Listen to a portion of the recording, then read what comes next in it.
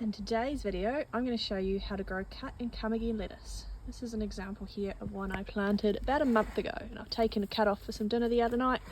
I've got heaps more to get, and by the time I'm finished, we'll be able to start again and keep on cutting it. So, step one is have a container. In this case, I got one for $8 from the warehouse, and didn't have any holes, so I got hubby to drill some holes in the bottom. Then get some lettuce seed. This is mine. It is actually a cut and come again lettuce, but I personally have used whatever lettuce seed I have lying around, including sometimes the ones that I don't remember which type of lettuce it is, because pretty much all of them you can do it. Then I just make a couple of wee divots.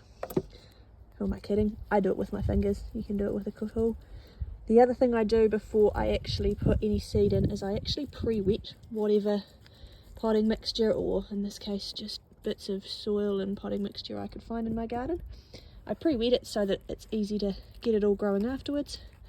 I like to do a couple of little wee areas just to tell it where to go, and then from there it's just a matter of sprinkling some seed, which I'm not very good at multitasking with a phone, watching where I'm going. Usually I have my 3-year-old assistant with me, and he just sprinkles seed wherever he likes.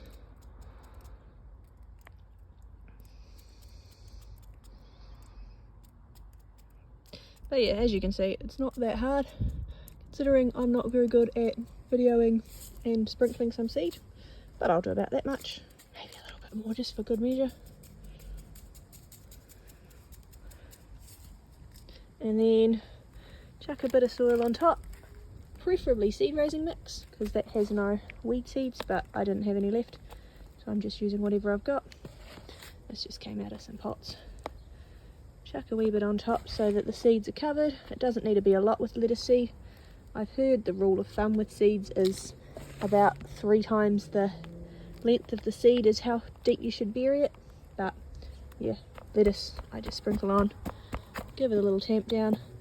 If it's not very moist, I might give it a little bit of water, maybe a little sprinkling. This stuff is fairly moist, so I'm not really too worried.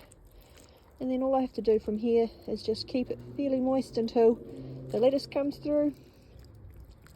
And then once it's come through, what I'm doing with this one is I just have a tray and I just bottom water it.